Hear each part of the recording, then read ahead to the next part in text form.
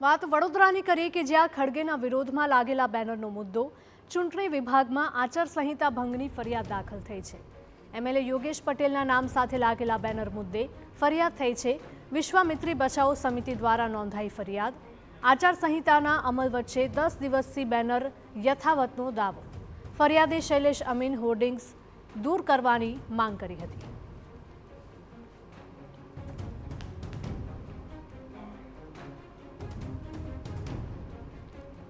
તો વડોદરામાં ખડગેના વિરોધમાં લાગેલા બેનરનો મુદ્દો કે જ્યાં ચૂંટણી વિભાગમાં આચારસંહિતા ભંગની ફરિયાદ દાખલ થઈ છે। એમએલએ યોગેશ પટેલના નામ સાથે લાગેલા બેનર મુદ્દે ફરિયાદ થઈ છે। વિશ્વામિત્રી બચાવો સમિતિ દ્વારા ફરિયાદ નોંધાવાઈ છે। આચારસંહિતાના અમલ વચ્ચે 10 દિવસથી બેનર્સ યથાવત હોવાનો દાવો કરાયો છે। ફરિયાદે શૈલેષ અમીન હોર્ડિંગ્સ દૂર કરવાની માંગ કરી રહ્યા છે। તો આ ઘટના વડોદરાની છે કે જ્યાં ખડગેના વિરોધમાં લાગેલા બેનરનો મુદ્દો ચૂંટણી વિભાગમાં આચારસંહિતા ભંગની ફરિયાદ દાખલ થઈ છે। એમએલએ યોગેશ પટેલના નામ સાથે લાગેલા બેનર મુદ્દે ફરિયાદ થઈ છે। વિશ્વામિત્રી બચાવો સમિતિ દ્વારા ફરિયાદ નોંધાવાઈ છે।